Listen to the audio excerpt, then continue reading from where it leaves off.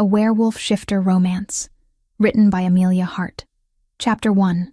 Voices in the Dark. The voices never stopped. They crashed through Anya's mind in waves, relentless and overwhelming. Fragments of thoughts, half-formed desires, whispered secrets that were never meant for her ears. 23 years of this constant mental assault had taught her many things, but silence was not one of them. She wiped down the tavern counter with mechanical precision, her hands moving while her mind struggled to filter the chaos. The leather apron she wore was stained with ale and grease, but it was honest work. Temporary work, the kind that required no questions and expected no permanence. Another round. A trader slammed his empty tankard against the wooden bar, his thoughts bleeding into her consciousness before his words ever reached her ears. He was calculating how much coin he had left, whether the barmaid with the crooked smile might warm his bed if he tipped well enough. Anya poured his drink without meeting his eyes. She had learned long ago that eye contact invited conversation, and conversation inevitably led to questions she couldn't answer. Where are you from? Why do you never stay long? Do you have family? The truth was a burden she carried alone. She was telepathic, had been since childhood. Every wolf shifter within a few hundred paces became an open book to her whether she wanted it or not. Their thoughts poured into her mind unbidden, unfiltered, unrelenting. It was the reason she had been cast out at 16. The memory still burned. Standing before her pack elders, accused of invasion, espionage, violating the sanctity of private minds, her best friend had testified against her, his thoughts screaming guilt while his mouth spoke lies. She had heard him plotting to use her gift, to turn her into his personal spy for pack politics. When she confronted him, he had twisted the narrative, made her the villain. The elders had voted unanimously. Exile. Her parents had watched in silence, their thoughts a maelstrom of shame and helplessness. They believed her guilty. Everyone did. 7 years of wandering had followed. 7 years of moving from town to town, never staying longer than a week or two. She worked human establishments exclusively now. Their thoughts were quieter, easier to ignore, still present, but muffled, as if heard through thick walls. Wolf shifters, though. Wolf shifters were different. Their thoughts came through sharp and clear, a constant barrage she couldn't escape. That was why the 3 men in the corner made her nervous. They had walked in an hour ago, all tense shoulders and furtive glances. Mercenaries by the look of them. Worn leather armor, weapons barely concealed beneath travel cloaks. She had felt their presence immediately, their wolf minds bright and loud in her consciousness. Normally, she would have slipped away, made an excuse, ended her shift early, vanished before they noticed her. But the tavern was understaffed, the owner desperate, and she needed the coin. Just a few more days, she had told herself. Then she would move on to the next town, the next temporary haven. She should have listened to her instincts. Their thoughts hit her without warning. Sharp, focused, dangerous. The Duke rides through Thornwood tomorrow at dawn. We strike when he crosses the bridge. By dawn, messengers returned to confirm the ambush in Thornwood had failed. The conspirators scattered into the marsh roads, leaving only broken arrows and a burned cart to tell the story. Anya's hands froze mid-pour, ale splashing over the rim of the tankard. Her heart hammered against her ribs as more thoughts flooded in. 3 guards, maybe 4. Shouldn't be difficult. Once he's dead, the northern territories fall into chaos. Perfect timing for our expansion. Still wish we had that telepath the rumors speak of. Would make controlling the other packs so much easier once we take over. Ice flooded her veins. They were planning an assassination. And they were looking for a telepath. She forced herself to finish pouring, to set the tankard down, to move naturally. Don't react. Don't show you heard. Don't give yourself away. But one of them was staring at her now. The scarred one with the gray streak in his dark hair. His eyes narrowed. His thoughts shifting, sharpening. Wait. Is she... Can't be. Too convenient. Look at her hands. They're shaking. Anya's pulse thundered in her ears. She grabbed a cloth, pretending to clean glasses, but her trembling fingers betrayed her. She heard us. The scarred one's thoughts turned predatory. She's the telepath. She has to be. Run. The thought crystallized with perfect clarity. Anya dropped the cloth and bolted for the kitchen door. Behind her, chairs scraped against wood. Heavy boots pounded the floor. Shouts erupted, but she didn't look back. She burst through the kitchen into the alley beyond, her feet finding purchase on slick cobblestones. The forest lay at the edge of town, dark and dense. If she could reach it, she might lose them in the undergrowth. Their thoughts chased her. Excitement, hunger, the thrill of the hunt. Don't let her escape. We need her. Anya ran faster, her lungs burning, her mind screaming. The trees loomed ahead, salvation just beyond reach. She plunged into the darkness between ancient oaks, branches tearing at her clothes and skin. Behind her, wolves howled. They were shifting. Terror gave her speed she didn't know she possessed. She vaulted over fallen logs, splashed through a freezing stream, pushed deeper into the wilderness. Their thoughts grew more distant, but never disappeared entirely. They were tracking her scent now, coordinating their pursuit with pack tactics. She stumbled into a clearing and nearly sobbed with relief when she saw them. Royal guards. 6 of them, mounted on war horses, their armor bearing the crest of the Northern Crown. "Help!" Her voice came out ragged, desperate. "Please, there are rogues! They're hunting me!" The captain's thoughts reached her first. Suspicion, calculation, then recognition of the danger in her words. "Secure the perimeter," he ordered his men. To Anya, he said, "Who are you? Why are rogues pursuing you?" "They want to use me." She could barely catch her breath. "I overheard them planning to assassinate a duke. They realized I heard and now they're after me." The captain's expression hardened. His thoughts sharpened with military efficiency. "You're coming with us. King Theron will want to question you about what you heard." Anya's heart sank. Out of the fire and into the forge. But she had no choice. The alternative was being captured by the rogues, and their intentions were far worse. The guards surrounded her, forming a protective circle as they escorted her through the forest. She caught fragments of their thoughts. Duty. Curiosity about this strange woman. Questions about whether she was telling the truth. They traveled for hours, the landscape gradually shifting from wild forest to cultivated lands. A massive fortress emerged from the morning mist, all gray stone and imposing towers. The royal seat. As they passed through the gates, Anya's anxiety mounted. She would be brought before the Alpha King himself, Theron Blackwood. Even his name carried weight, spoken in hushed tones throughout the territories. Ruthless, they said. Strategic. A wolf who had claimed his throne through strength and cunning. The guards led her through torchlit corridors, up winding stairs, until they reached a heavy oak door. The captain knocked twice. "Enter." The voice from within was deep, resonant, carrying an undertone of command that made her wolf instincts scream submission. The captain opened the door and gestured for her to proceed. Anya stepped inside and stopped breathing. The room was a study, lined with maps and books. A fire crackled in the hearth, and behind a massive desk sat a man who could only be the king. He was younger than she expected, perhaps in his early 30s, but his presence filled the space with undeniable authority. Dark blonde hair fell to his shoulders. Sharp features and a strong jaw gave him a predatory beauty. He wore simple but fine clothing, a silver medallion visible at his throat. But none of that mattered, because for the first time in 23 years, Anya's mind was completely, utterly, blessedly silent.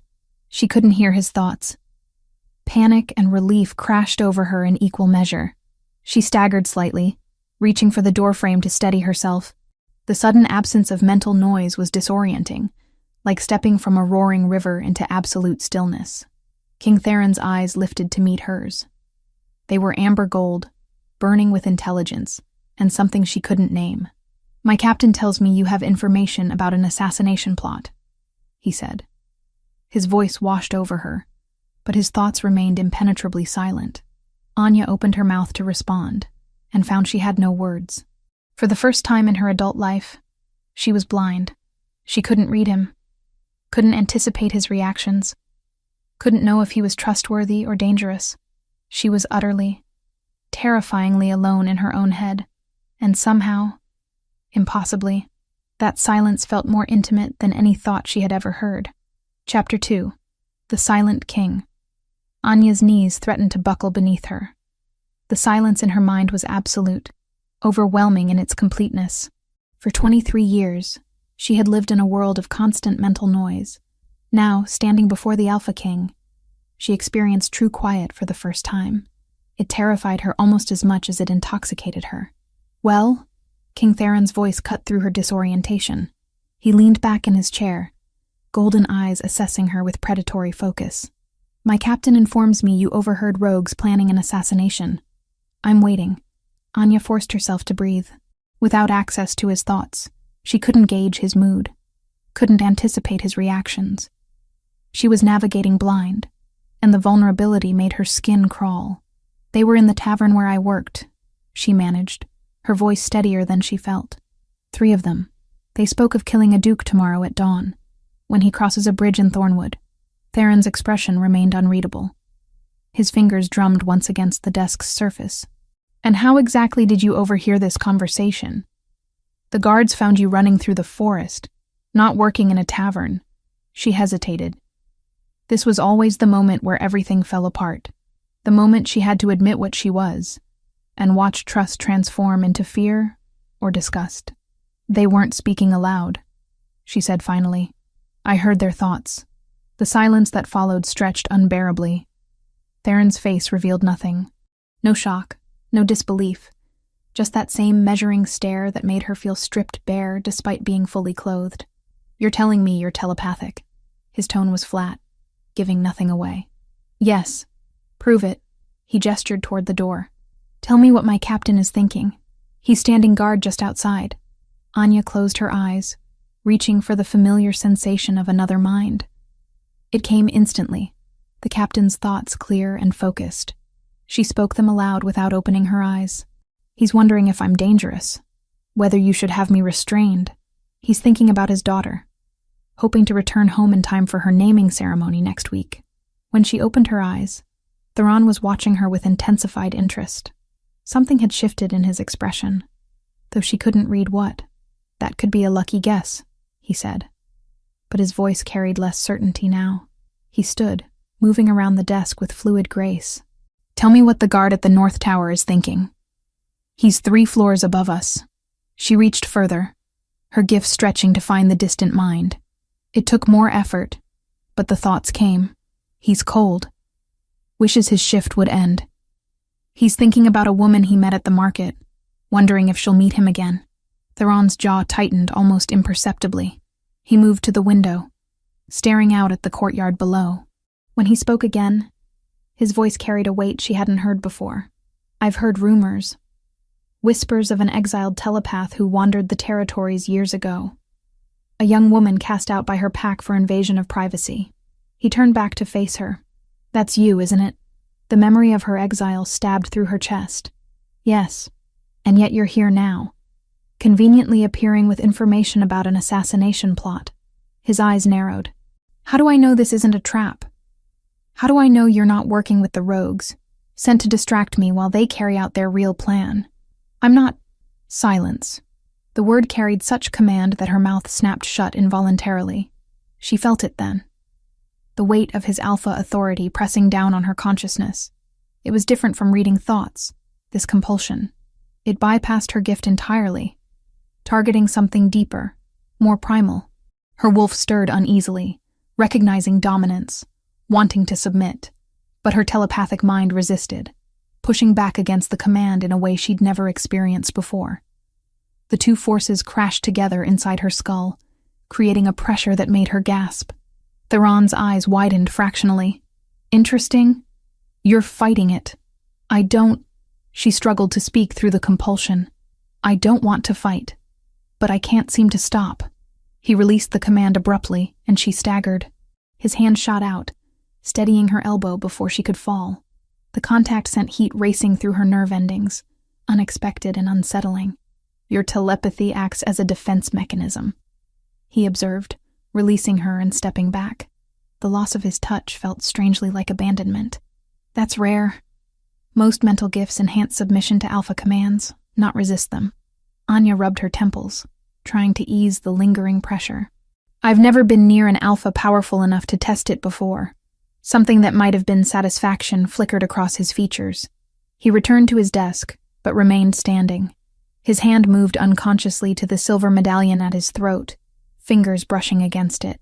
She noticed it then. Truly noticed it. The medallion was old, ornate with patterns that seemed to shift in the firelight. He touched it often, she realized. A habitual gesture. Why can't I read you? The question escaped before she could stop it. His hand stilled on the medallion. What? Everyone else is an open book. Their thoughts pour into my head whether I want them or not. But you, she gestured helplessly. Nothing. Complete silence. I've never experienced that before. For the first time, genuine emotion crossed his face.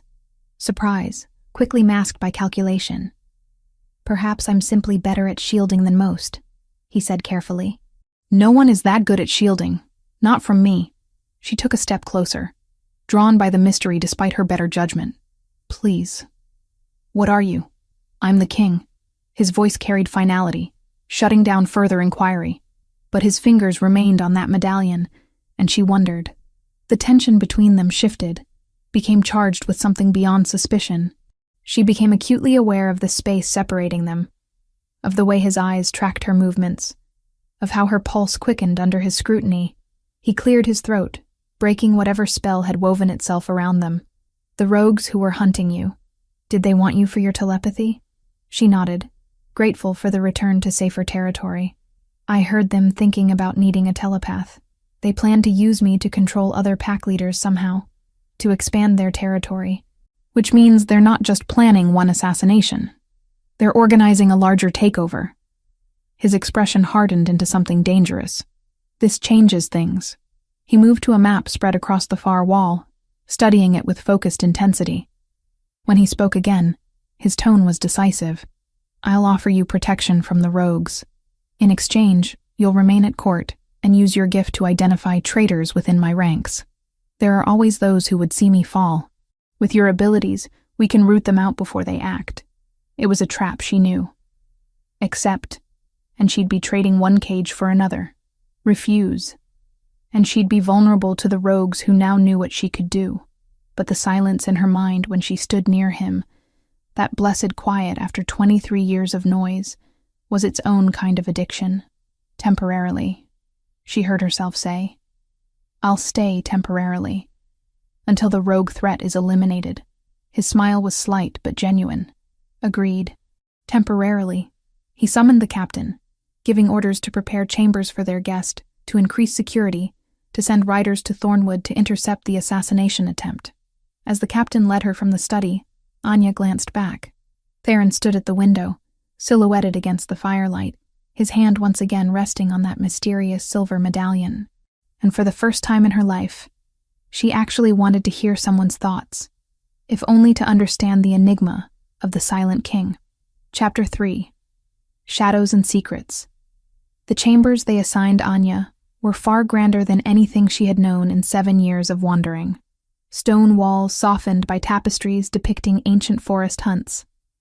A 4-poster bed with thick furs. A writing desk near a window overlooking the training yards. It was comfortable, even luxurious by her standards. It was also a cage. She understood that immediately. The guards posted outside her door were courteous but constant. The servant who brought her meals lingered, asking questions disguised as pleasantries. Even the room's location felt deliberate, tucked in the eastern wing where the king's own chambers resided just 2 corridors away, close enough to summon quickly, far enough to maintain propriety. The first morning, she sat at the writing desk and penned a brief letter to the tavern keeper. Simple words. An apology for leaving without notice. A thanks for the temporary work. She didn't mention where she had gone or why. No return address. When the servant collected the letter for posting, Anya felt the woman's thoughts press against her consciousness. Curiosity about the mysterious guest. Speculation about why the king had taken such personal interest. A flicker of jealousy that someone so plain could warrant royal attention. Anya had learned long ago not to take such thoughts personally. People rarely meant the cruelty that flickered through their minds. Thoughts were unfiltered, raw, often contradicting the pleasant masks they wore aloud. But it still stung. The second day, King Theron summoned her to the council chambers. She found herself standing behind his throne as 12 counselors debated matters of state, border disputes, trade agreements, petitions from minor nobles. "Listen," Theron had instructed before the meeting began. His golden eyes held hers with intensity. "Tell me if anyone's thoughts revealed disloyalty." It should have felt like the exile all over again. Being used as a spy, her gift exploited for someone else's gain, but the silence of his mind made it bearable. When she stood near him, the constant mental noise dimmed to manageable levels. His presence acted as an anchor in the storm. She listened. Most thoughts were mundane. Boredom.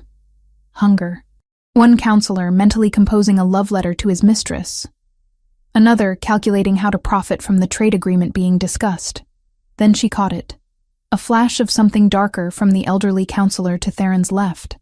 Lord Castor, the master of coin. His surface thoughts discussed tax revenues. But underneath, hidden deeper, something else churned. Plans within plans. A meeting scheduled for tomorrow night. A vial of powder exchanged for a bag of gold. Anya's blood chilled as she pieced together the fragments. Poison, in the king's evening wine. Delivered by a servant who had been bribed. She couldn't speak up here, not without revealing how she knew. The moment the council adjourned, she caught Theron's sleeve before he could leave. "My lord, I need to speak with you privately. It's urgent." Something in her expression made him dismiss the lingering counselors immediately. When they were alone, she told him everything. The assassination plot. Lord Castor's involvement. The timing. Theron's face remained impassive, but she felt the temperature in the room drop, not his thoughts, which remained frustratingly silent, but something else. His aura, perhaps. The weight of his alpha authority pressing outward in waves of barely contained rage. "You're certain.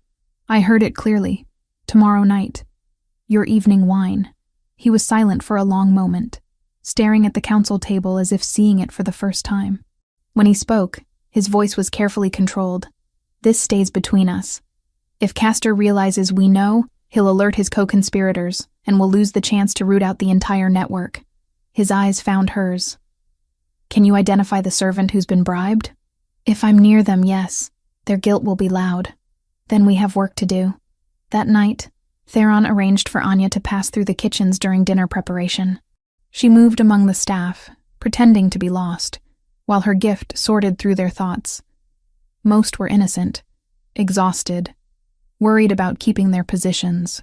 One young man's thoughts screamed with anxiety, fear of discovery, the weight of the gold hidden beneath his mattress. Desperate hope that this would be enough to pay for his sister's medicine. Anya's heart clenched. The servant was being used, manipulated by someone who knew exactly which pressure points to exploit. She returned to Theron with the information.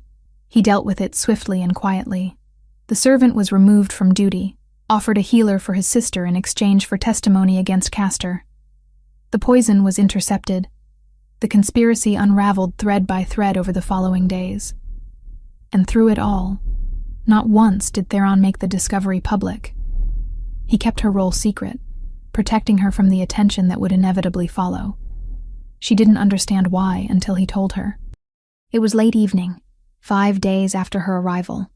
She had been restless, unable to sleep, and found herself wandering the castle gardens. The moon hung full and heavy overhead, casting silver light across manicured hedges and stone pathways. She sensed him before she saw him. That blessed silence cutting through the mental chatter of the guards on night watch. "Can't sleep either?" Anya turned to find Theron emerging from the shadows near the fountain. He wore simple clothes, his hair loose around his shoulders. Without the crown and formal attire, he looked younger, more approachable. A fortnight after the sanctuary charter was inked, a rider from the north came late and hollow-eyed. He carried a rain-warped letter addressed only to "the girl we cast out." The seal was broken, their seal, and the words inside were clumsy with pride and fear. They spoke of a drought of voices since she left, of a house too quiet to sleep in, of a small boy asking if winter could hear prayers. Anya folded the letter twice, then once more until it fit beneath the cord of her wrist. She did not answer that night. She only stood in the window until the lamps of the lower city went out. "Too quiet," she said, then laughed at the irony. "That sounds insane, doesn't it? Complaining about quiet." "Not to me." He moved to stand beside her, both of them gazing up at the moon. "I imagine silence is a precious commodity for someone with your gift." "It is. Which makes you—" She trailed off, unsure how to finish. "An anomaly? A relief?" Something shifted in his expression. Surprise, perhaps. Or pleasure. His hand moved unconsciously to the silver medallion at his throat, that habitual gesture she had noticed before. "Why do you touch it so often?" she asked before she could stop herself. "That medallion." His fingers stilled. "It's a family heirloom. Habit to check it's still there." The evasiveness in his tone suggested there was more to the story, but she didn't push. They were both entitled to their secrets. They stood in comfortable silence for several minutes. Then Theron spoke again, his voice lower, more vulnerable than she had heard before. "Do you know what it's like to never trust anyone? To always wonder if the loyalty you see is genuine or performed?" Anya thought of her exile, the friend who had betrayed her, the pack who had cast her out. "Yes," she whispered. "I know exactly what that's like. My family was murdered when I was 19. A coup orchestrated by my uncle, who I trusted more than anyone. He wanted the throne for himself.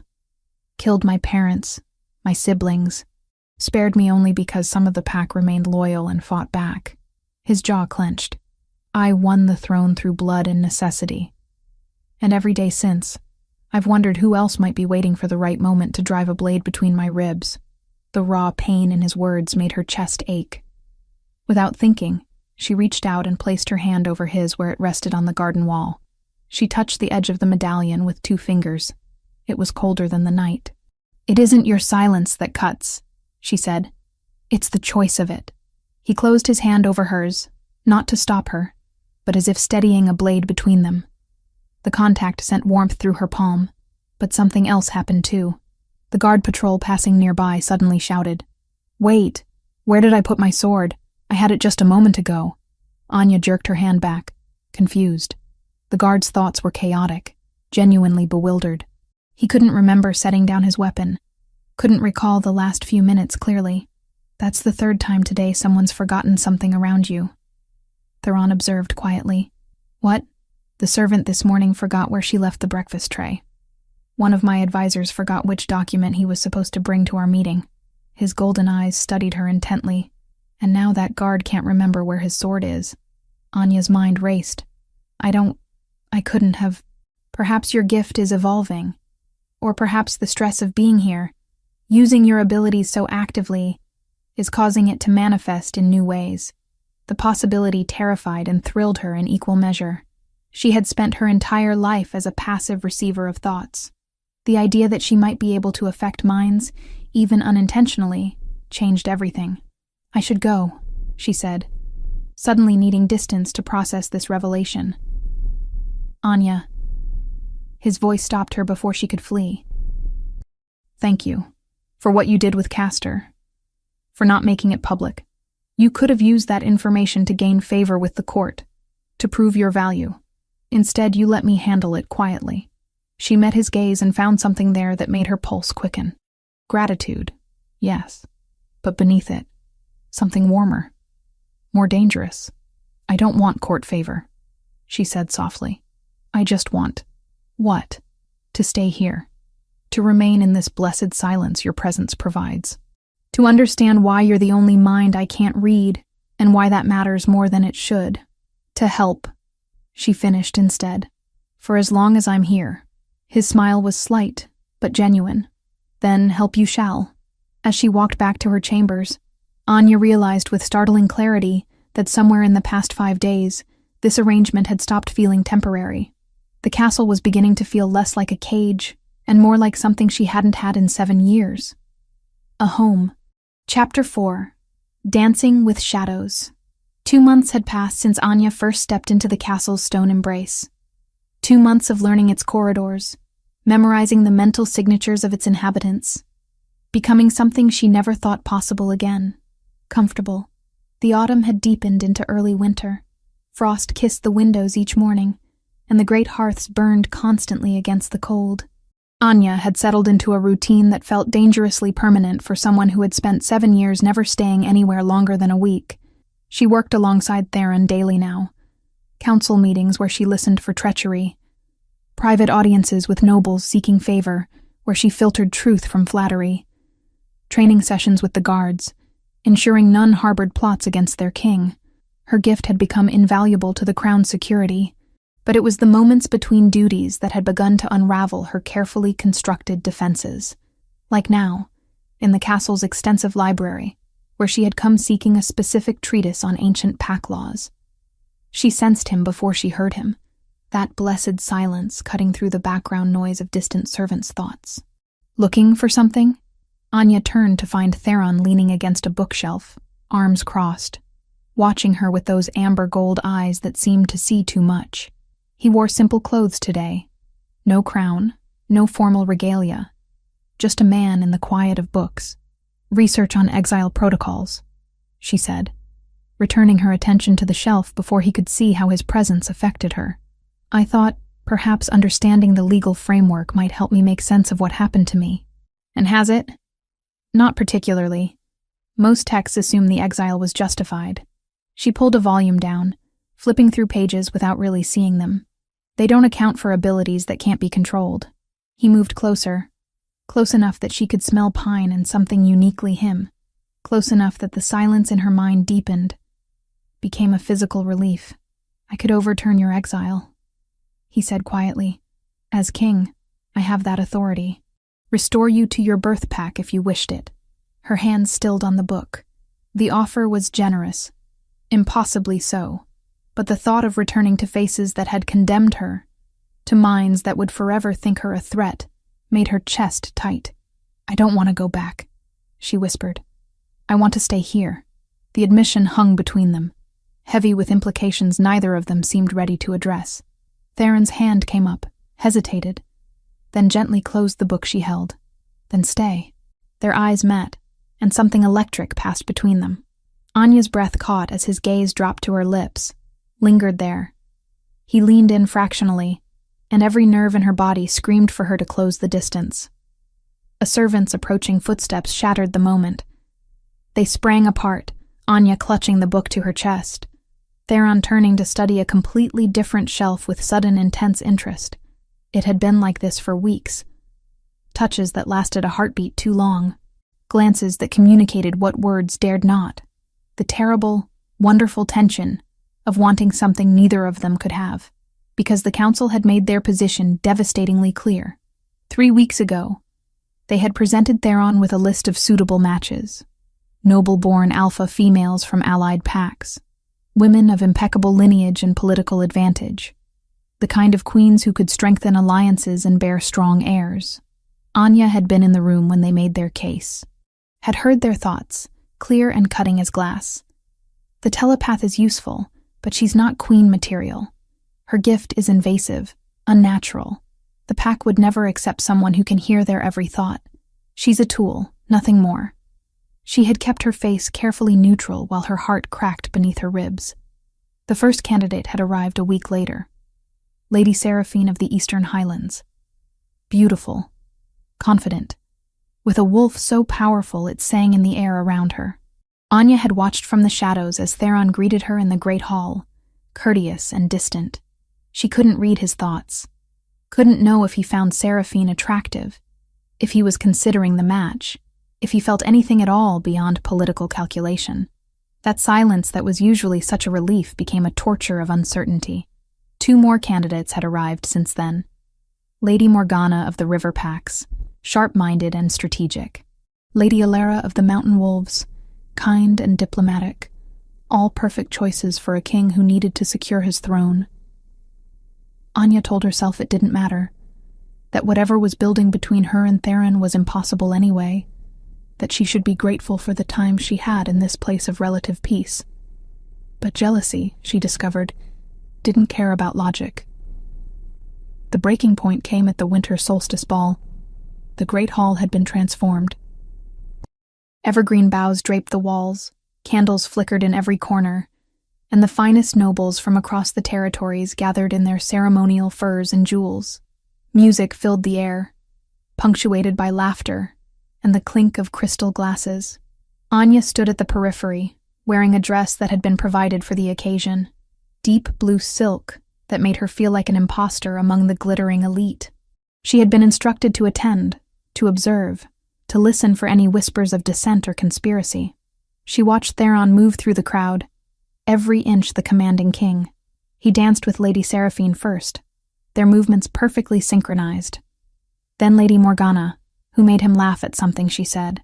Then Lady Ilara, whose gentle grace seemed to ease something in his shoulders. Each dance felt like a knife between Anya's ribs. "You're broadcasting quite loudly tonight." She turned to find an older woman watching her with knowing eyes. Counselor Meredith, one of the few who had advocated for treating Anya with respect, rather than mere utility. "I didn't realize I was projecting," Anya said carefully. "You're not projecting thoughts, dear, just emotions." Meredith's smile was kind, but sad.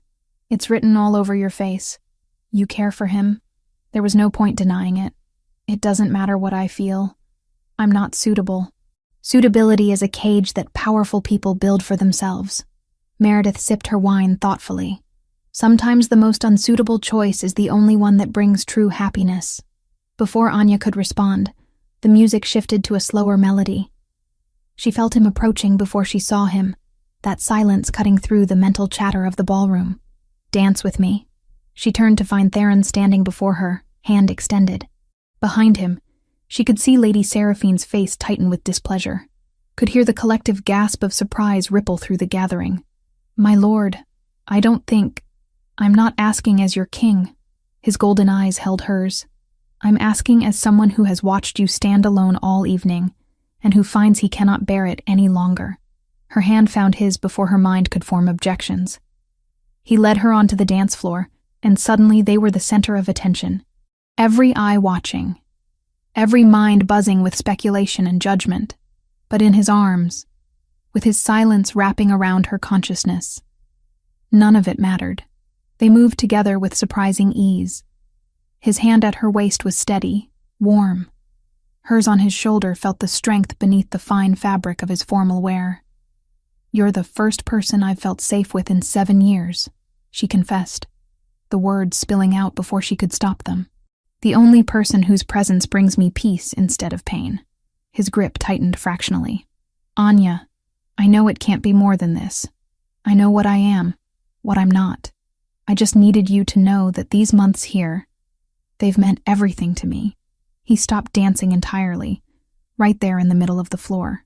His hand came up to cup her face, thumb brushing across her cheekbone. The world narrowed to just the two of them, his amber eyes burning with intensity. "You think I'm doing this out of kindness? Out of pity?" His voice was low, rough with emotion. "Anya, Your Majesty, forgive the interruption." They sprang apart. Counselor Henrik stood there, Lady Seraphine on his arm, both wearing expressions of polite disapproval. Lady Seraphine was hoping for another dance before she retires for the evening. Henrik said smoothly, "And I believe it's time we discuss the, delegation from the northern reaches." The spell shattered. Duty reasserted itself. Theron's face smoothed into the neutral mask of kingship, but Anya saw his jaw clench, felt the moment he locked whatever he'd been about to say behind walls of royal propriety. "Of course," he said, releasing her completely. Anya curtsied and fled before anyone could see the tears threatening to fall. She made it to the garden before they spilled over, the winter air sharp against her heated cheeks. She had been a fool. Whatever she thought was growing between them was impossible. He was a king. She was an exile with a gift that made her a pariah. The council would never accept her, and he could never choose her over the needs of his throne. The blessed silence that was his presence approached from behind. "Anya, please don't," she whispered. "Please just let me be angry at fate, at circumstance, at everything that makes this impossible." "What if I told you," he said softly, "that I don't care what the council thinks is suitable? What if I told you that for 2 months, I've been finding excuses to be near you? That your presence has become as necessary to me as breathing? That I'm terrified of what it means, but more terrified of letting you go? She turned slowly. He stood in the moonlight, looking raw and vulnerable in a way she'd never seen. What if I told you, he continued, taking a step closer, that you're not unsuitable, you're extraordinary, that your gift isn't a curse but a strength, that I've been looking for a way to defy every expectation and claim you as mine? Theron. His name was a prayer and a plea. This is impossible. Perhaps. He closed the distance between them. But I'm done pretending I don't want you. Done caring about suitable matches and political advantages. Done acting like you're just a useful tool when you've become everything I didn't know I needed. His hand found hers in the darkness. Their fingers intertwined, and Anya felt something click into place. Not just the physical connection, but something deeper, more fundamental. Stay with me, he whispered. Not as a consultant, not temporarily. Stay as mine. And standing there in the winter garden, with the sound of music drifting from the hall and the weight of impossible circumstances pressing down on them both, Anya realized that sometimes the most unsuitable choice was the only one worth making. Yes, she breathed. His smile was fierce and possessive and completely honest. And for the first time in her life, Anya understood what it meant to be truly wanted, not despite what she was, but because of it. Chapter 5. Betrayal's Edge. The weeks following the winter solstice ball existed in a strange liminal space. Anya and Theron had acknowledged what lay between them, but the practicalities remained unsolved. The council's disapproval hung over them constantly. Lady Seraphine and the other candidates remained at court, their presence a persistent reminder of expectations Theron was expected to fulfill. They stole moments where they could. Early morning walks in the garden before the castle woke. Late evening conversations in the library when duty released them both. His hand finding hers beneath council tables when no one watched. Each touch, each stolen glance, felt precious and precarious. Anya told herself it was enough. That these fragments of connection were more than she had ever hoped to have. But doubt gnawed at her constantly, fed by the one thing she couldn't overcome. She still couldn't read his thoughts. That silence, which had once been such a relief, had become a source of agonizing uncertainty. When he looked at her with those amber gold eyes, she couldn't know if he truly meant the words he spoke. When he touched her, she couldn't sense whether desire was genuine or performance. The gift that had plagued her entire life now failed her at the moment she needed it most desperately. It made her vulnerable in ways she hadn't experienced since her exile. The revelation came during a routine council session 3 weeks after the ball. Anya stood in her usual position behind Theron's throne, listening to the mental chatter of advisors debating trade routes and tax policies. Her attention had wandered, exhaustion making it harder to filter the constant noise. Then she caught it. A stray thought from Lady Cordelia, the king's elderly advisor on historical matters. The woman's mind had drifted from the current discussion to memories of Theron's coronation 8 years prior.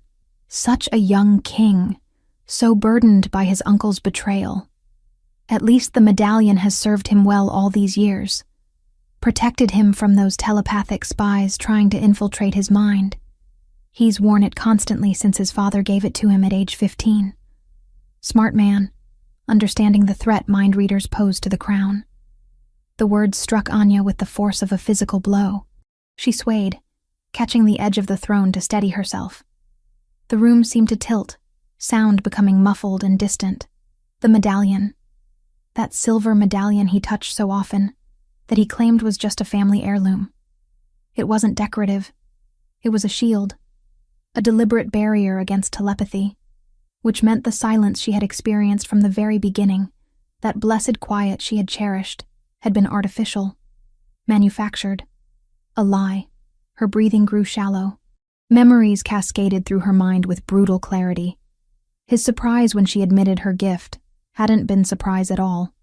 He had already known.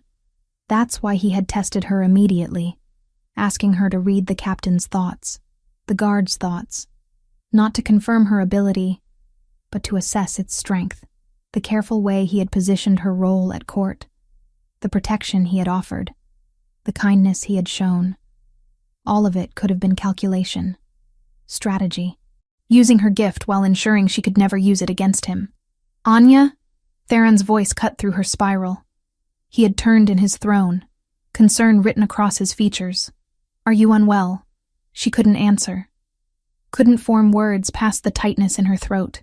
She pushed away from the throne and fled the council chamber, ignoring the startled murmurs that followed her departure. She made it to the garden before the tears came.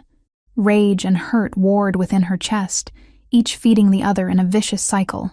How could she have been so naive? So desperate for connection that she had ignored every warning sign. The silence that approached from behind no longer felt comforting. It felt like mockery. Anya, what happened? Talk to me. She spun to face him, and for the first time since meeting him, she wished desperately that she could hear his thoughts. Needed to know if the worry in his eyes was genuine or performed. How long have you known? Her voice came out raw, broken. About telepaths. About what I am. How long have you been deliberately blocking me? Something flickered across his face. Understanding, perhaps. Or guilt. Anya, the medallion. She gestured to the silver piece at his throat. It's a blocker, isn't it? An ancient artifact designed specifically to prevent telepathic intrusion.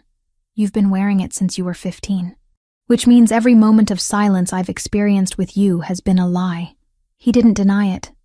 The lack of denial was worse than confirmation. I heard rumors about a telepathic exile years ago, he said carefully. When my informants reported unusual activity in the territories, I suspected it might be you. So yes, when you arrived, I already knew what you were. And yes, the medallion blocks telepathic abilities. It's been in my family for generations. Protection against exactly this kind of gift. Protection. The word tasted bitter. You mean it's been insurance that I could never know your true thoughts? Never know if anything between us was real? That's not, isn't it? She stepped closer, fury making her reckless. You've used me for months, Theron. Used my gift to root out your enemies, to secure your throne. All while ensuring I could never turn that gift on you. And when I started to care, when I started to feel something, you let me believe it was mutual, that the silence between us was special somehow. It is special. His voice hardened with frustration. Anya, I admit it started as strategy. I won't lie about that. But everything that's grown between us, everything I've felt, that's real. I fell in love with you despite my better judgment, despite every political reason not to. How convenient that you expect me to believe that when you've made it impossible for me to verify. She laughed, but it came out more like a sob. Do you understand what you've done? My entire life, I've been surrounded by liars. People who smiled while their thoughts screamed hatred. You were supposed to be different. The one person whose silence felt like honesty, but it was just another form of deception. Remove the medallion, then. He reached for the clasp. Read my mind. See the truth for yourself. No, she stepped back. Because even if you remove it now, how do I know what I'm reading is genuine? You've had months to prepare, months to construct whatever thoughts you want me to find. I'll never know if what I hear is truth or performance. The devastation that crossed his face looked real. But she had learned long ago that expressions could be faked. Only thoughts revealed truth, and his thoughts remained forever beyond her reach. What do you want from me? He asked quietly. Tell me how to prove it to you. I don't know if you can. The words hung between them, heavy with finality. Before either could speak again, a guard burst into the garden, face pale with alarm. My lord, the castle is under attack. Rogues have breached the eastern wall. They're demanding we surrender the telepath. Anya's blood turned to ice. She had been so consumed by her confrontation with Theron that she hadn't been listening to the broader mental landscape of the castle. Now, reaching out, she felt them. Dozens of hostile wolf minds converging on the palace, and at their center, thoughts that made her stomach clench with dread. No wonder the air tasted wrong. Beneath the garden's winter scents, she caught a faint, bitter smoke. Mind mist, wolfsbane ash burned to blur the edges of thought. The perimeter felt empty until the haze thinned, and the mind snapped into focus all at once. Where is she? The telepath must be captured alive. Once we have her, we'll bind her power to our own. With her gift amplifying our commands, we'll control every pack in the Northern Territories. The throne will be ours. Take control of the Alpha King's mind if possible. If not, kill him. Either way, the telepath becomes our weapon. She stumbled, the weight of their intentions crushing her. These weren't the same rogues from the tavern. This was an organized assault, carefully planned, with her as the primary target. "We need to get you somewhere safe," Theron said, already moving to shield her body with his. "The inner chambers have reinforced doors. They're not here for treasure or territory." Her voice shook. "They're here for me. They want to use my telepathy to dominate other packs, to control minds on a massive scale." His expression hardened into something dangerous. "Then they won't get you." He started issuing orders, but Anya was barely listening. She was tracking the invasion through the network of mines throughout the castle. Guards falling to superior numbers. Servants hiding in terror. The rogues moving with coordinated efficiency, clearly familiar with the castle's layout. They had a traitor inside. Someone had been feeding them information, and they were heading straight for the garden. "Theron, they know we're here." Someone told them. The attack came from 3 directions at once. Rogues in both wolf and human form crashed through garden entrances, weapons drawn, eyes locked on their target. Theron shifted instantly, his massive wolf form placing itself between Anya and the attackers. At first light, they sealed the gates and questioned the night watch. Anya let the noise of the barracks fall away and pressed her sight through the threshold of guilt. Thin, metallic, unmistakable. It clung to Castor's squire like soot. Under the weight of Theron's stare, the boy broke. A purse of foreign silver, a token etched with a wolf's skull, and the guard rotations copied in a crude hand. Castor denied it, then faltered when Anya recited the shape of the lie sitting in his mouth. By noon, the king had him stripped of rank and sent in irons to the lower keep. She heard their thoughts even as they attacked. Strategies, contingencies, the order to capture her alive at any cost, but to kill anyone who interfered. Including the king. The battle was brutal and swift. Theron fought with savage grace, taking down 2 rogues before the others adjusted tactics. But there were too many. One came at him from the side while he was engaged with another, blade flashing silver in the moonlight. Poison. The blade was poisoned. Anya knew it from the assassin's thoughts. Knew the wound would be mortal if it landed. "Behind you!" she screamed.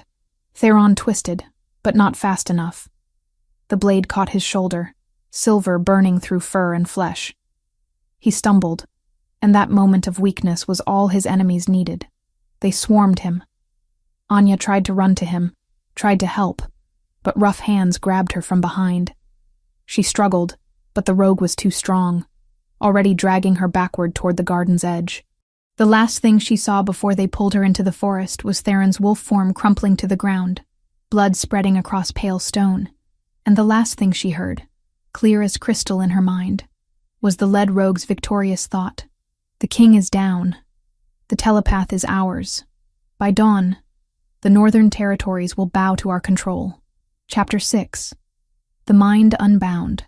They caught a sentry stalking the inner corridor 2 nights before the march. Anya did not shout. She reached instead, careful as a hand to a skittish horse, and pressed until the man's anger flattened into silence. Her nose stung. A warm thread tickled her lip. The sentry blinked, lowered the blade, and knelt. When he woke, he remembered only that he had walked too far and seen a queen who smelled of winter. Theron said nothing then, but his thumb brushed the smear of red from her mouth, as if counting the cost. The rogue camp was a crude assembly of tents and fire pits deep in the forest, far enough from the castle that no reinforcements would arrive in time. Anya's wrists were bound with silver-laced rope that burned against her skin, suppressing any attempt to shift. Not that it mattered. Her wolf had always been weak, dormant. Her real power lay elsewhere. They had thrown her into the center tent, guarded by 2 massive wolves in human form. She could hear their thoughts clearly. Anticipation. Greed. The promise of power once their leader completed the binding ritual that would give them access to her telepathic abilities. She reached out with her gift, searching desperately for any sign of Theron. Was he alive? The poison on that blade had been specifically designed to kill an alpha. If he had died because of her, because she had been too consumed by her own hurt to pay attention to the danger surrounding them. The tent flap opened. The leader entered. A scarred man with cold gray eyes and thoughts that made her stomach turn. Domination. Control. Plans to use her gift to enslave entire packs, bending their wills to his command. The telepath awakens, he said, circling her bound form. Do you understand what you are? The weapon you could become in the right hands? I'm not a weapon. Her voice came out stronger than she felt. And I won't help you, he laughed. You won't have a choice. The binding ritual will give me access to your power. Your consciousness will still be there, aware, but unable to resist my commands. You'll read minds, and I'll control them. Together, we'll reshape the northern territories. He produced a ceremonial blade, silver etched with ancient runes.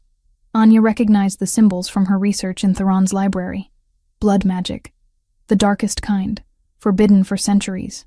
At midnight, when the moon reaches its apex, I'll bind you to me. He traced the blade along her cheek, not quite cutting. Until then, sit here and contemplate your new purpose. He left her alone with her thoughts and the guards outside.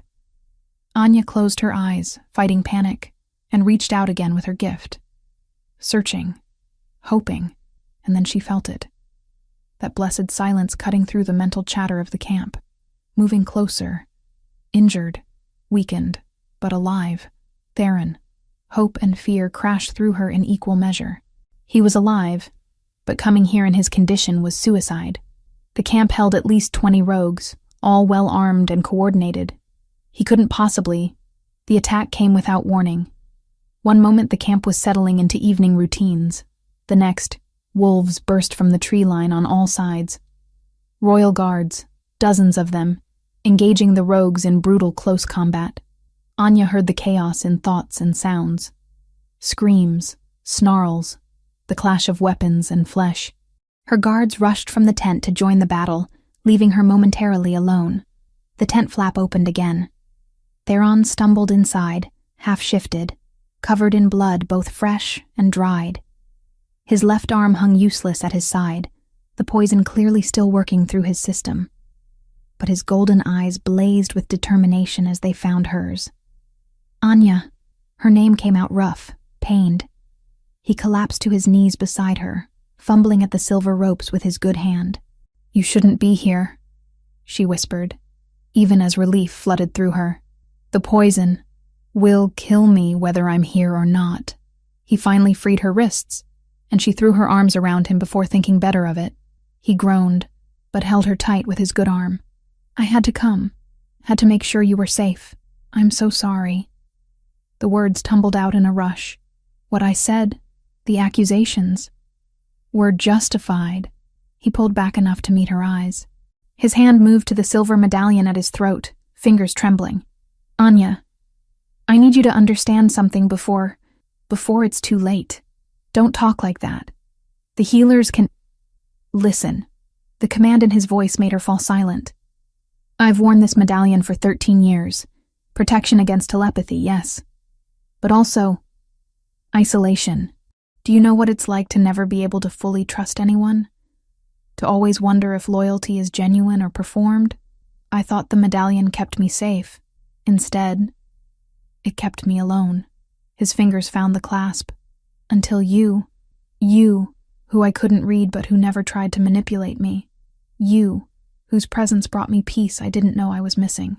You, who looked at me and saw a man instead of a king. Theron, I've been a coward, Anya, hiding behind this piece of silver because I was terrified of being vulnerable.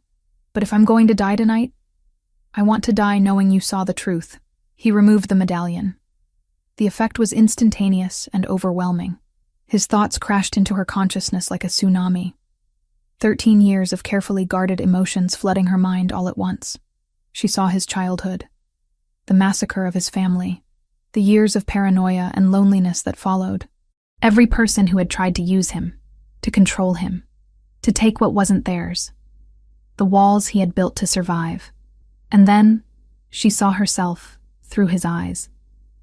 The moment she had walked into his study 3 months ago, disoriented and afraid, and he had felt that silence lift for the first time. His fascination growing into something deeper as he watched her work, her compassion for others, her strength, despite believing herself weak. The terror he had felt watching her at that ball, knowing he was falling in love with someone he shouldn't want, couldn't have, but needed more than his next breath, the devastation when she had confronted him about the medallion. Not anger at being discovered, but grief that she thought he had been using her. The desperate desire to prove his feelings were real, and now, dying from poison, meant for a king, his last thoughts weren't of his throne or his legacy.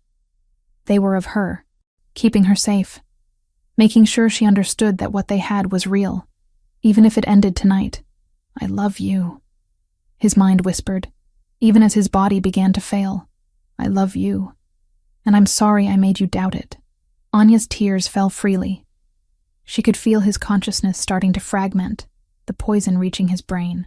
He was dying. Right here in her arms he was dying, and she couldn't. No. The word crystallized in her mind with absolute certainty. She had spent 23 years as a passive receiver of thoughts. But she was more than that. She had always been more than that. The accidental memory wipes, the guards forgetting things around her. It hadn't been coincidence. It had been her power evolving, pushing at boundaries she hadn't known existed. She could read minds, but she could also affect them. And if she could affect individual minds, what was stopping her from affecting many? Anya closed her eyes and reached out, not with the passive gift of reception, but with active intent. She found the rogues fighting outside, their minds burning bright with bloodlust and violence. She wrapped her consciousness around them, feeling the texture of their thoughts, the patterns of their neural pathways, and then she squeezed. Every rogue in the camp froze mid-motion. Warriors stumbled to confused stops. Wolves shifted back to human form involuntarily. The mental pressure she exerted was enormous, holding 20 minds simultaneously in thrall. "Stop," she commanded, and her voice echoed in their heads as well as aloud. "Drop your weapons. Kneel." They obeyed, every single one of them, unable to resist the force of her will pressing down on their consciousness. The royal guards looked around in shock as their enemies collapsed to their knees, weapons clattering to the ground. But the effort was killing her. She could feel something inside her tearing, hemorrhaging. Blood trickled from her nose, hot and copper-tasting. Her vision swam. "Anya, stop." Theron's voice cut through the haze of power. "You're dying. Let them go. If I let them go, they'll kill you. Kill everyone." She tightened her grip, and the rogues whimpered. "I won't let that happen." "Then let me help you." His hand found hers, fingers intertwining. "Use me as an anchor. I'm dying anyway. Let my strength be yours." "No, I won't let you." "Anya." He cupped her face with his good hand, forcing her to meet his eyes. "I told you I would give you anything. Let me give you this. Let me be what you need." She could feel it in his thoughts. The certainty. The peace. The absolute conviction that if his death could save her, it would mean something, would be worth the years of loneliness that had preceded this moment. But she couldn't. She couldn't lose him now. Not when she finally understood. Not when she could feel the depth of his love, the honesty of his soul, the truth she had been seeking all along. Instead, she did something reckless, something that should have been impossible. She opened her mind completely and pulled him inside, not just reading his thoughts but merging with them, creating a bridge between their consciousness that ran deeper than telepathy, stronger than any bond she had ever experienced. She felt his surprise, his wonder, and then his understanding as he grasped what she was attempting. He poured his remaining strength into her through that connection. His alpha power, his will, his very life force flowing through the bridge between their minds. And she used it, channeling his strength to stabilize the overwhelming pressure of controlling 20 minds simultaneously. Together, they were stronger than apart. The bond between them, forged in desperation and love, made them something new, something unprecedented. The rogues remained frozen, held in place by combined will. Theron's consciousness wrapped around hers, supporting where she faltered, steadying where she shook. "That's it," he breathed, his voice echoing in her mind as well as aloud. "I've got you.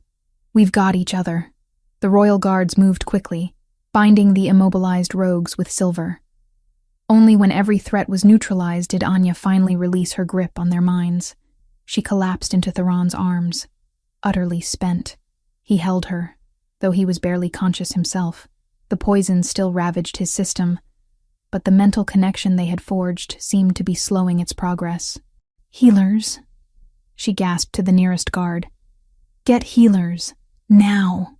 "We're here, my lady." Hands pulled them gently apart, working quickly to treat Theron's wounds. Someone pressed something to her face, wiping away the blood from her nose and lips. But even as they were separated physically, she could still feel him in her mind. That connection they had created in desperation remained, a permanent bridge between their consciousness. She could sense his thoughts, his emotions, as clearly as her own, and he could sense hers. "Is this," he started to ask, wonder coloring his mental voice. "Permanent," she confirmed, knowing without asking what he meant. "I can feel you. Always. Good." The word carried relief, satisfaction, and joy. No more silence, no more walls. Just us. As consciousness began to slip away from exhaustion, Anya's last thought was gratitude. For the bond that made isolation impossible. For the love that had been proven in the most absolute way possible.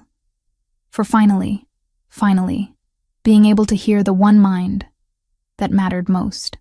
Chapter 7. The Queen's Claim. Recovery took 3 days. 3 days of healers working around the clock to purge the poison from Theron's system, to repair the damage Anya had done to herself controlling 20 minds simultaneously. 3 days of lying in adjacent beds in the castle's healing ward, their hands clasped between them, that mental bond pulsing steady and strong. The connection they had forged in desperation remained, permanent, unbreakable, a bridge between their consciousness that ran deeper than any mate bond recorded in the ancient texts. Anya could feel everything Theron felt, his pain as the healers worked, his relief when the poison finally cleared his blood, his wonder at this unprecedented link between them, and beneath it all, his absolute certainty about what came next. On the 4th day, he summoned the council. "My lord, you should be resting," Councillor Henrik protested as Theron entered the great hall, Anya at his side. His left arm was still bandaged, his movements careful, but his presence commanded the room as always. "This cannot wait." Theron's voice carried the weight of royal authority. "I have called you here to witness my formal claim." A ripple of confusion moved through the assembled nobles. Lady Seraphine, still at court awaiting Theron's decision on the marriage proposals, leaned forward with interest. "A claim, my lord?" Councillor Meredith asked carefully. "I claim Anya Whitlock as my mate, my queen, and my bond partner." He turned to face Anya, taking both her hands in his. "Before the council, before the pack, before the gods themselves, I declare her mine." The hall erupted in chaos, protests, shocked exclamations. Henrik's face turned red with fury. "This is unacceptable," he shouted over the din. "The telepath is useful, yes, but she cannot be queen. Her gift is invasive. The pack will never accept someone who can hear their every thought. You would destabilize the entire realm for the woman who saved my life? Who saved all of you when the rogues attacked?" Theron's voice cut through the noise like a blade. Anya controlled 20 enemy minds simultaneously while dying from the effort. She created a bond with me that makes betrayal impossible, that ensures complete honesty between ruler and advisor. "And you dare call her unsuitable? But the precedent," another counselor began. "The precedent is broken." Theron's eyes flashed gold, his alpha authority pressing down on the room. "I have spent 13 years hiding behind a piece of silver, terrified of vulnerability. That ends now. Anya is my mate, my choice. If any of you cannot accept that, you are free to leave my service." Silence fell. Anya could hear their thoughts, the mixture of shock, calculation, and in some cases, grudging respect. They were afraid of what she represented, yes, but they were also pragmatic. The attack had proven her power. The bond she shared with Theron made her nearly impossible to eliminate without killing him as well. Lady Seraphine stood gracefully. For a moment, Anya feared a challenge. Instead, the elegant Alpha bowed her head. "I withdraw my candidacy," she said simply. "It's clear where the king's heart lies. I wish you both well." The other candidates followed suit. One by one, they acknowledged defeat with varying degrees of grace. It was Councillor Meredith who spoke next, her aged voice carrying wisdom. "The council initially feared Anya's gift because we did not understand it. We saw only invasion, not protection." She looked directly at Anya. "But you proved yourself in the most fundamental way possible. You risked your life for our king, for our people. That is what a queen does." She knelt, and the gesture rippled through the hall. Slowly, reluctantly in some cases, the council followed. Even Henrik, though his thoughts remained bitter with resentment. "We accept your claim, my lord," Meredith said, "and we welcome our new queen." The formal claiming ceremony took place 3 nights later, under the full moon as tradition demanded. The pack gathered in the castle's great courtyard, hundreds of wolves in both human and animal form witnessing the ritual. Anya wore a gown of deep midnight blue, silver embroidery catching the moonlight. Theron stood beside her in ceremonial furs and leather, the silver medallion conspicuously absent from his throat. He had locked it away in the castle vault, a symbol of walls he no longer needed. The pack's high priestess performed the ancient rites. Blood and oaths. Promises spoken aloud and echoed in the mental space only Anya and Theron could share. "Do you accept this bond?" the priestess asked Anya, "knowing it will bind you to him for all your days? That his joys will be yours, and his sorrows will cut you as deeply as your own?" "I accept." Anya's voice was steady. In her mind, she felt Theron's love wash over her in waves. "And you, Alpha King, do you accept this bond?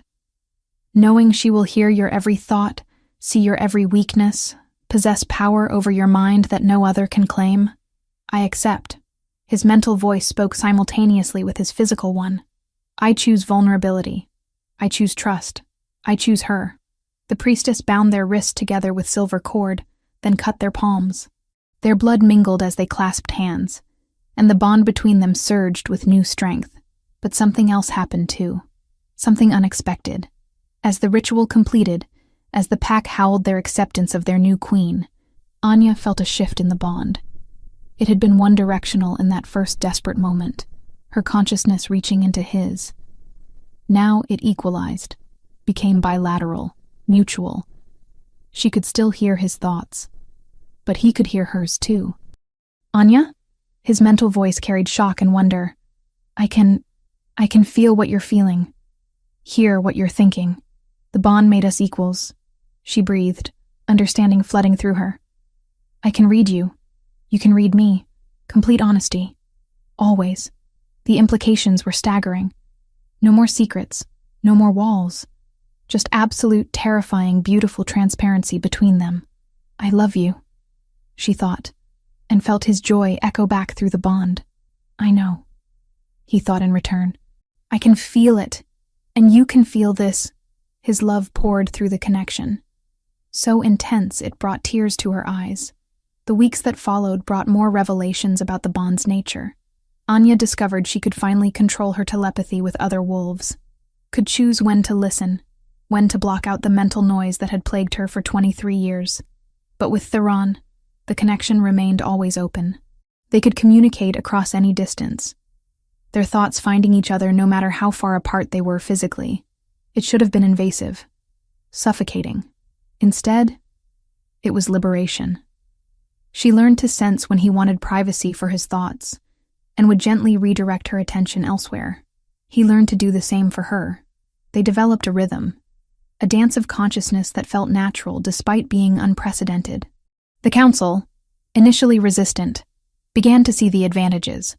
Anya could verify the honesty of visiting dignitaries, could detect plots before they fully formed, could help Theron make decisions by reading the true intentions of those offering counsel. Her gift, once seen as curse, became the crown's greatest strategic asset. More importantly, she created a sanctuary within the castle, a place where wolves with abilities they couldn't control, gifts that made them outcasts, could learn to harness their power safely. She taught them what she had learned, gave them the understanding she had desperately needed as a child. 2 months after the claiming ceremony, the council voted unanimously to crown her queen. Not just Theron's mate, but ruler in her own right. The telepathic queen, they called her. The one who heard all and judged fairly. On the day of her coronation, as the crown settled on her head and the pack roared their approval, Anya reached across the bond to Theron. "I never thought I would belong anywhere," she thought to him. His mental voice wrapped around hers, warm and certain. "You belong here. With me. With our pack. With the family we'll build together." And for the first time in her life, surrounded by minds she could finally control, bonded to a man whose thoughts were as familiar as her own, Anya understood what home truly meant. It wasn't a place. It wasn't silence from the voices. It was being known, completely and honestly, and loved not despite it, but because of it. Chapter 8. Voices of Home. 6 months had passed since Anya's coronation, and the castle had transformed in ways both visible and subtle. The eastern wing now housed what the courtiers had begun calling the sanctuary, a series of rooms dedicated to wolves whose gifts made them outcasts elsewhere. Anya walked through the sanctuary's main hall, her hand resting absently on the slight swell of her abdomen. The morning sickness had finally passed, leaving her with an appetite that made the kitchen staff joke about preparing double portions for their queen. The twins were growing strong, their presence a constant whisper in the back of her consciousness. "You're broadcasting contentment quite loudly this morning." Theron's voice echoed in her mind, warm with amusement. He was 3 floors above in a council meeting, but the distance meant nothing to their bond. "Can you blame me?" she thought back, watching a young wolf practice controlling his empathic abilities under the guidance of one of her instructors. "Everything we've built here, it's working. They're learning, growing. No one has to feel alone anymore." She felt his pride wash through the bond, followed quickly by concern. "You should be resting." The healers said I'm perfectly healthy and should continue my normal activities," she interrupted, unable to suppress her smile. "Stop hovering. I can feel your anxiety from up there." "I'm not anxious. I'm cautiously concerned." Even mentally, his tone was defensive. "You're terrified you'll be a terrible father and are overcompensating by trying to wrap me in cotton wool." A pause. Then grudging admission. "Your telepathy has made lying to you remarkably difficult." "That was always the point, my love." Their mental conversation was interrupted by a timid knock on the sanctuary door. A girl stood there, perhaps 14, her eyes red from crying. Her thoughts were a chaotic storm of fear and shame. "Your Majesty," she whispered, "I was told you might help me. I can't stop hearing them. All of them. Every thought, every cruel word they think about me. I can't make it stop." Anya's heart clenched with recognition. She had been this girl once. Terrified, overwhelmed, convinced she was cursed. "Come sit with me," she said gently, guiding the girl to a cushioned bench near the window. Sunlight streamed through the glass, warming the space. "What's your name?" "Lyra. I'm from the Western Packs. My family, they sent me away. Said I was dangerous." "You're not dangerous, Lyra. You're just untrained." Anya took the girl's trembling hands. "I know exactly what you're experiencing. Every thought pressing in, no way to shut them out, feeling like you're drowning in other people's minds." Lyra's eyes widened. You understand? I lived with uncontrolled telepathy for 23 years, until I learned what I'm about to teach you." Over the next hour, Anya worked with Lyra, showing her the mental techniques she had developed. How to visualize shields, how to create mental filters that let through only what she chose to hear, how to establish boundaries between her consciousness and others. "It's like closing doors in my mind," Lyra breathed, wonder replacing fear in her expression. "I can actually choose which ones to open." "Exactly. And with practice, it becomes second nature.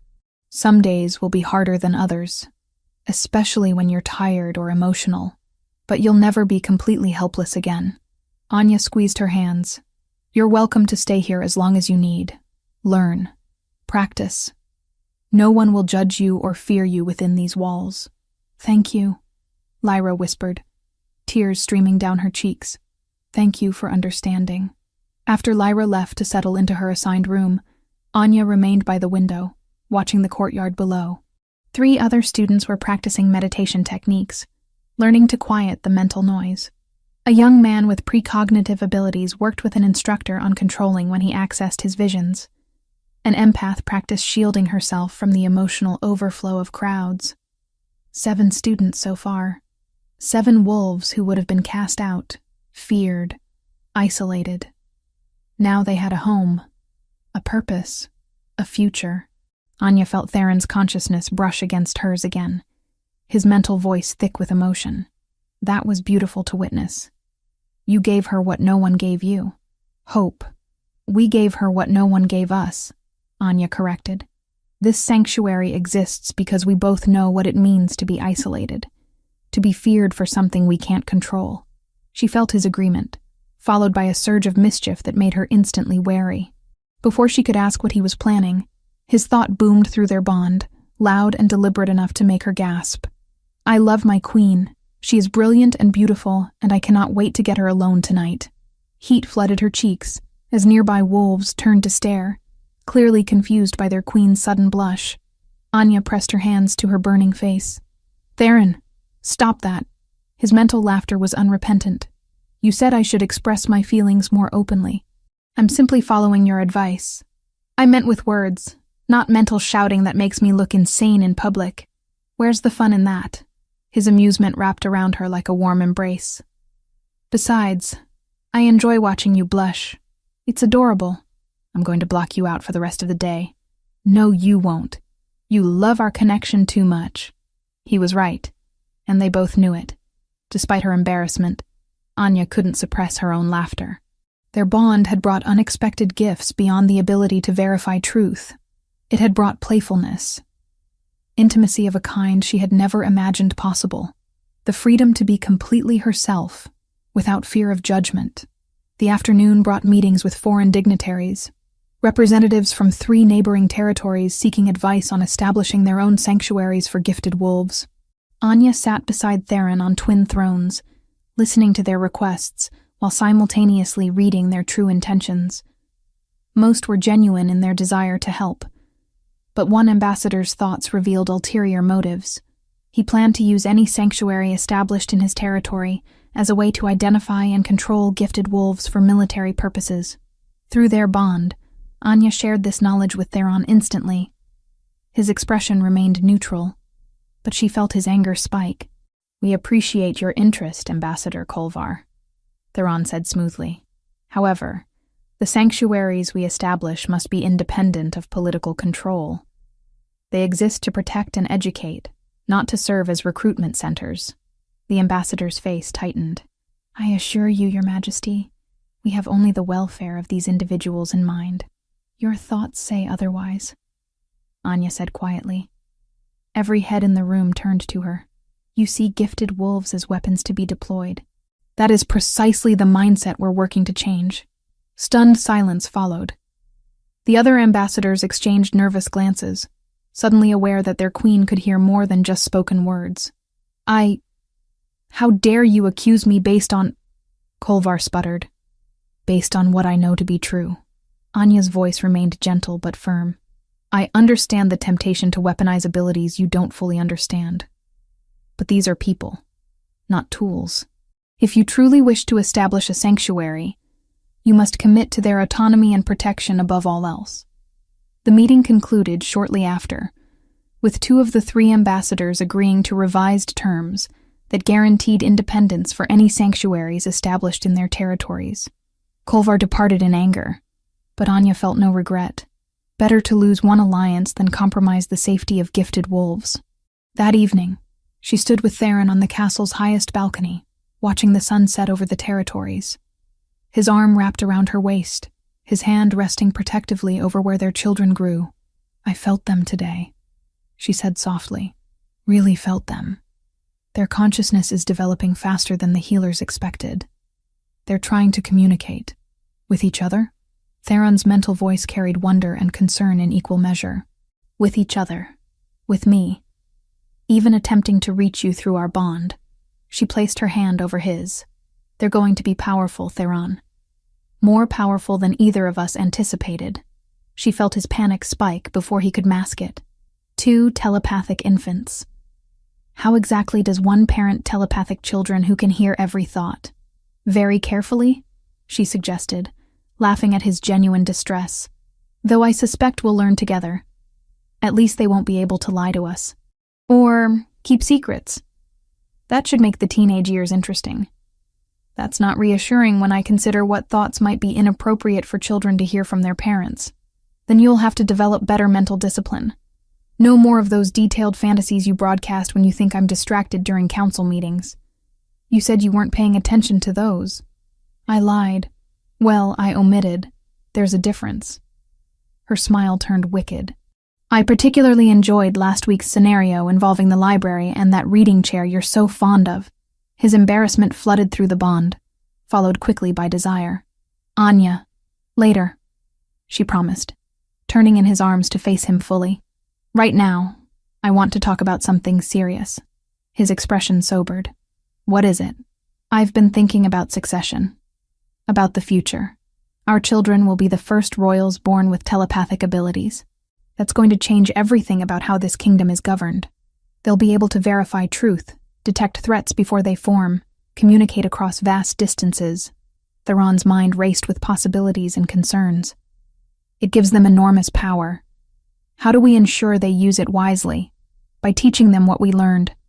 That power without compassion becomes tyranny. That being able to read minds doesn't mean you should control them. That vulnerability and honesty are strengths, not weaknesses. He pressed his forehead against hers, their bond humming with shared purpose.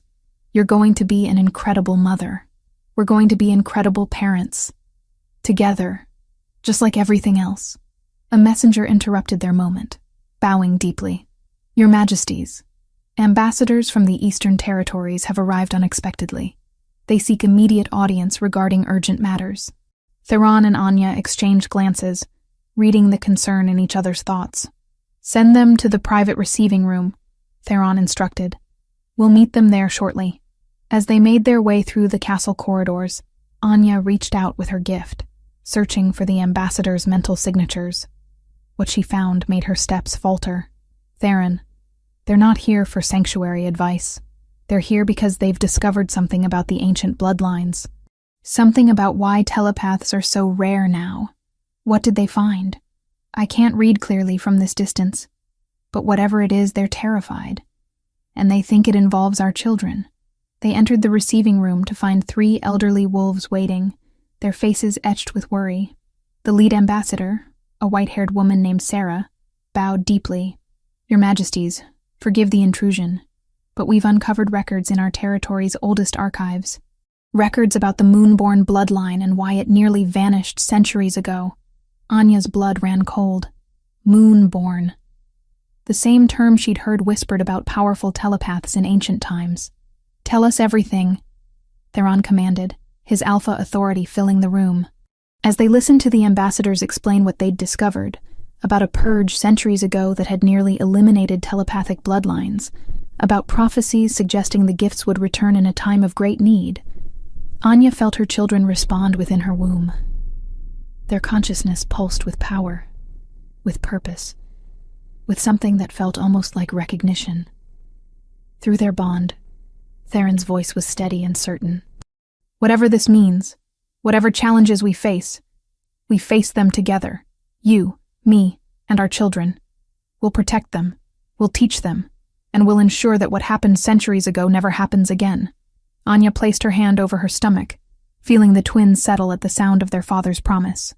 Around her, she could sense the minds of everyone in the castle. The guards loyal and vigilant. The council members curious and concerned. The sanctuary students practicing their gifts without fear, from exile to queen, from cursed to blessed, from isolation to connection. The voices in her head no longer screamed chaos and pain. Now they whispered love, loyalty, and the promise of a future where being different wasn't something to fear, but something to celebrate. What are you thinking? Theron asked aloud, though he could feel her contentment through their bond. That I spent 23 years trying to find silence, she said, meeting his golden eyes. But what I needed all along was to find the right voices to fill it. As twilight deepened into night and stars emerged overhead, Anya Whitlock, the telepathic queen, stood surrounded by the minds she loved most, and knew, with absolute certainty, that she had finally found where she belonged. Not in silence, but in the beautiful, chaotic, honest noise of home.